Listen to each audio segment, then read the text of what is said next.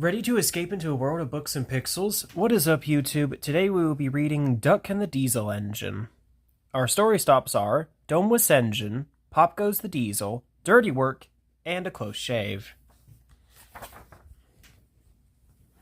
Dear friends, we have had 2 visitors on our railway. One of these, City of Truro, is a very famous engine. We were sorry when we had to say goodbye to him. The other visitor was different. I do not believe, writes Sir Topham Hatt, that all diesels are troublesome, but this one upset our engines and made Duck very unhappy. Domeless Engines. A special train arrived one day, and Sir Topham Hatt welcomed the passengers. They looked at everything in the yard and photographed the engines. Duck's driver let some of them ride in his cab. They're the Railway Society, his driver explained. They've come to see us. Their engine's called City of Truro. He was the first to go 100 miles an hour. Let's get finished, then we can go and talk to him. Oh, said Duck awed. He's too famous to notice me. Rubbish, smiled his driver. Come on. Duck found City of Truro at the coaling station. May I talk to you? He asked shyly. Of course, smiled the famous engine. I see you are one of us. I try to teach them our ways, said Duck modestly. All shipshape and Swindon fashion. That's right. Please, could you tell me how you beat the Southwestern?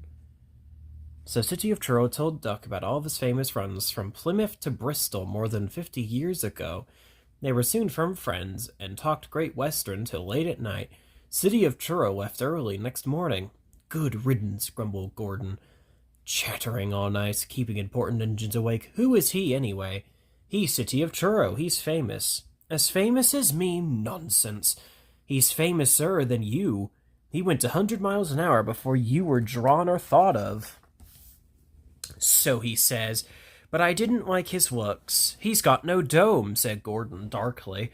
Never trust domeless engines. They're not respectable. I never boast, continued Gordon modestly, but 100 miles an hour would be easy for me. Goodbye.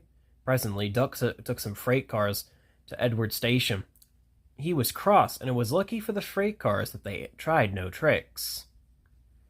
Hello, called Edward. The famous City of Truro came through this morning. He whistled to me. Wasn't he kind? He's the finest engine in the world, said Duck. He told Edward about City of Truro and what Gordon had said. Don't take any notice, soothed Edward. He's just jealous. He thinks no engine should be famous as him. Look, he's coming now. Gordon's boiler seemed to have swollen larger than ever. He was running very fast. He swayed up and down and from side to side as his wheels pounded the rails. He did it, I'll do it. He did it, I'll do it. He panted. His train rocketed past and was gone. Edward chuckled and winked at Duck.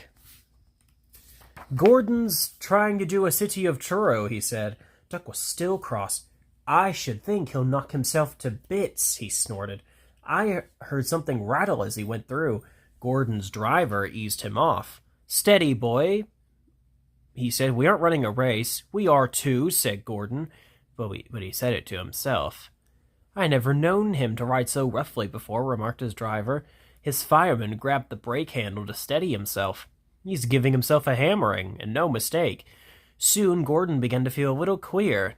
The top of my boiler seems funny, he thought.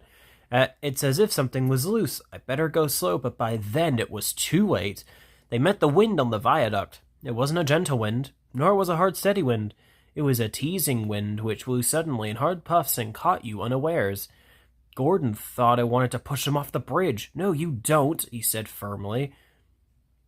But the wind had other ideas. It curled round his boiler, crept up his loose dome, and lifted it off and away into the valley below. It fell onto the rocks with a clang. Gordon was most uncomfortable. He felt cold where his dome wasn't, and besides, people laughed at him as he passed. At the big station, he tried to wheesh them away, but they crowded round no matter what he did. On the way back, Gordon wanted his driver to stop and find his dome, and was very cross when he wouldn't. He hoped the shed would be empty, but all the engines were there, waiting. Never trust domeless engines, said a voice. They aren't respectable. Pop goes the diesel. City of Churros' visit made Duck very proud of being Great Western. He talked endlessly about it, but he worked hard too and made everything go like clockwork. The freight cars behaved. Well, the coaches were ready on time. Oh, wait, hold on. The freight cars behaved well, the coaches were ready on time, and the passengers even stopped grumbling. The engines didn't like having to bustle about. There are two ways of doing this, Duck told them. The Great Western way or the wrong way. I'm Great Western, and don't we know it, they groaned. They were glad when a visitor came. The visitor purred smoothly towards them. Sir Topham Hatt climbed down. Here is Diesel, he said. I have agreed to give him a trial. He needs to learn. Please teach him, Duck. Good morning, purred Diesel in an oily voice. Pleased to meet you, Duck. Is that James? And Henry? And Gordon, too. I am delighted to meet such famous engines. And he purred towards them. The silly engines were flattered. He has very good manners, they murmured. We are pleased to have him in our yard. Duck had his doubts. Come on, he said shortly. Ah, yes, said Diesel, the yard, of course. Excuse me, engines.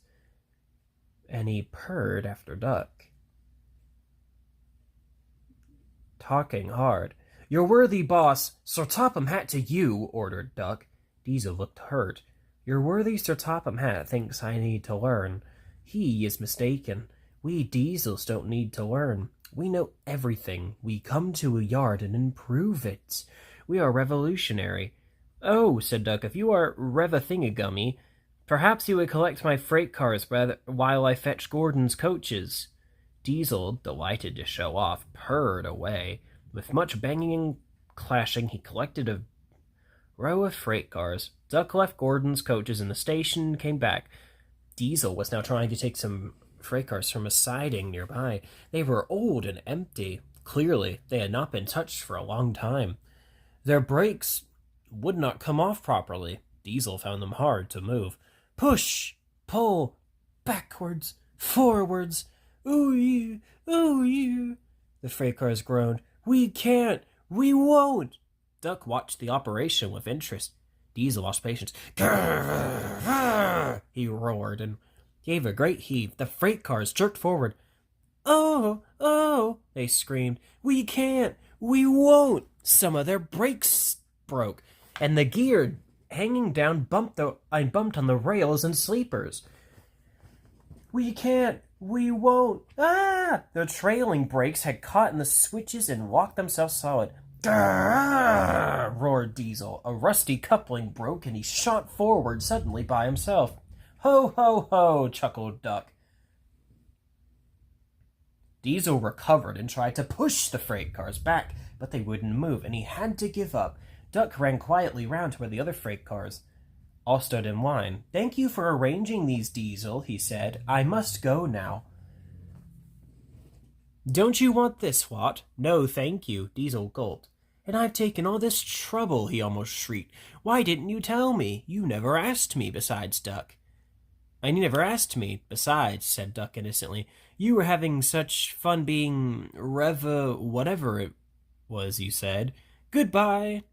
Diesel had to help the workmen clear the mess. He hated it. All the freight cars and coaches were laughing. Presently, he heard them sing. Their song grew louder and louder, and soon it echoed in the yard.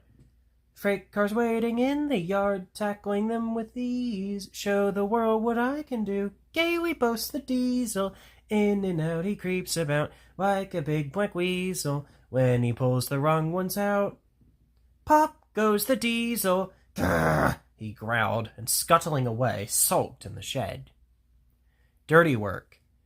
When Duck returned and heard the freight car singing, he was horrified. Be quiet, he ordered, and bumped them hard. I'm sorry our freight cars were rude to you, Diesel, he said. Diesel was still furious. It's all your fault. You made them laugh at me, he complained. Nonsense, said Henry. Duck would never do that.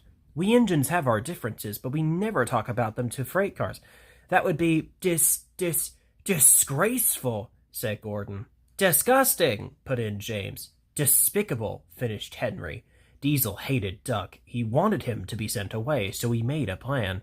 The next day he spoke to the freight cars. I see you like jokes, he said in an oily voice. You made a good one about me yesterday. I laughed and laughed. Duck told me one about Gordon. I'll whisper it.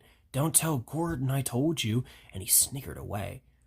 Ha ha ha, guffawed the freight cars. Gordon will be cross with Duck when he knows. Let's tell him and pay Duck back for bumping us. Diesel went to all the sidings, and in each he told different stories that he said that Duck had told them to him. This was untrue, but the freight cars didn't know. They laughed rudely at the engines as they went by, and soon Gordon, Henry, and James found out why. Disgraceful, said Gordon. Disgusting, said James. Despicable, said Henry. We cannot allow it. They consulted together. Yes, they said. He did it to us. We'll do it to him and see how he likes it. Duck was tired out. The freight cars had been cheeky and troublesome. He had to work hard to make them behave. He wanted a rest in the shed. Whoosh! Keep out! The three engines barred his way, and Diesel lurked behind. Stop fooling, said Duck. I'm tired. So are we, hissed the engines. We're tired of you. We like Diesel. We don't like you. You tell tales about us to freight cars. I don't, you do. I don't, you do. Sir Topham Hatt came to stop the noise. Duck called me a galloping sausage, spluttered Gordon. Rusty red scrap iron, hissed James. I'm old square wheels, fumed Henry. Well, Duck? Duck considered. I only wish, sir, he said, that I'd thought of those names myself. If the dome fits. Ha! Ahem! Sir Topham Hatt coughed. He made freight cars laugh at us, accused the engines. Sir Topham Hatt recovered. Did you, Duck? Certainly not, sir. No steam engine would be as mean as that. Now, Diesel, you heard what Duck said. I can't understand it, sir. To think that Duck, of all engines. I'm very grieved, sir, but no, nothing.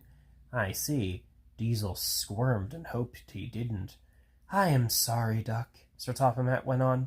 But you must go to Edward Station for a while. I know he will be glad to see you. Beg pardon, sir, do you mean now? Yes, please. As you wish, sir. Duck trundled sadly away while Diesel smirked with triumph in the darkness. A close shave. So Duck came to Edward Station. It's not fair, he complained. Diesel made Sir Topham Hatt and all the engines think I'm horrid. Edward smiled. I know you aren't, he said, and so does Sir Topham Hatt. You wait and see. Duck felt happier with Edward. He helped him with his freight cars and coaches, and sometimes he helped foreign engines by pushing their trains up the hill. But Gordon, Henry, and James never spoke to him at all. One day he pushed behind a goods train and helped it to the top. Peep, peep, goodbye, he called, and rolled gently over the crossing to the other line. Duck loved coasting down the hill, running easy with the wind whistling past. He hummed a little tune. Peep, peep, peep. That sounds like a guard's whistle, he thought. But we haven't a guard. His driver heard it too and looked back. Hurry, Duck, hurry, he called urgently. There's a breakaway. Some freight cars are chasing us. There were 20 heavily loaded freight cars. Hurrah, hurrah, hurrah, they laughed. We've broken away, we've broken away, we've broken away. And before the signalman could change the switches, they followed Duck onto the down line. Chase him, bump him, throw him off the rails, they yelled, and hurtled after Duck, bumping and swaying with ever-increasing speed. The guard saved Duck, though the freight cars had knocked the guard off his van. He got up and ran behind, blowing his whistle to attract the driver's attention. Now what? Asked the fireman. As fast as we can, said the driver grimly. Then they'll catch us gradually. They raced through Edward Station, whistling furiously, but the freight cars caught up to them with a shuddering jar. The fireman climbed back, and the van's brakes came on with a scream. Braking carefully, the driver was gaining control. Another clear mile and we'll do it, he said. They swept around a bend. Oh, glory, look at that. A passenger train was just pulling out on the line from the station ahead. The driver leaped to his reverser. Hard over, full steam, whistle. It's up to you now, Duck, he said. Duck put every ounce of weight and steam against the freight cars. They felt his strength. On, they yelled, but Duck was holding them now. I must stop them, I must. The station came nearer and nearer. The last coach cleared the platform. It's not too late, Duck. It's too late, Duck groaned and shut his eyes. He felt a sudden swerve and slid, shuddering and groaning, along a siding. A barber had set up shop in a wooden shed in the yard. He was shaving a customer. There was a siding, groaning crash, and a part of the wall caved in. The customer jumped nervously, but the barber held him down. It's only an engine, he said calmly, and went on lathering. Beg pardon, sir, gasped Duck. Excuse my intrusion. No, I won't, said the barber crossly. You frightened my customers and spoiled my new paint. I'll teach you. I'll teach you. And he lathered Duck's face all over. Poor Duck. They were pulling the freight cars away when Sir Topham Hatt arrived. The barber was telling the workmen what he thought. I do not like engines popping through my walls, he fumed. They disturb my customers. I appreciate your feelings, said Sir Topham Hatt, and will gladly repair the damage. But you must know that this engine and his crew had prevented a serious accident. You and many others might have been badly hurt. Sir Topham Hatt paused impressively. It was a very close shave, he said. Oh, said the barber. Oh, excuse me. He ran into his shop, fetched a basin of water, and washed Duck's face. I'm sorry, Duck, he said. I didn't know you were being a brave engine. That's all right, sir, said Duck. I didn't know that either. You were very brave indeed, said Sir Topham Hatt kindly. I'm proud of you. I shall tell City of Truro about you next time he comes. Oh, sir! Duck felt happier than he had been for weeks. And now, said Sir Topham Hatt, when you are mended, you are coming home. Home, sir? Do you mean the yard? Of course. But, sir, they don't like me. They like Diesel. Not now, Sir Topham Hatt smiled. I never believed Diesel. After you went, he told lies about Henry, so I sent him packing. The engines are sorry and want you back. So when a few days later he came home shining with new paint, there was a really rousing welcome for Duck the Great Western Engine. And those are the end of our story stops for today. Don't forget to like, comment, and subscribe. Talk to y'all later.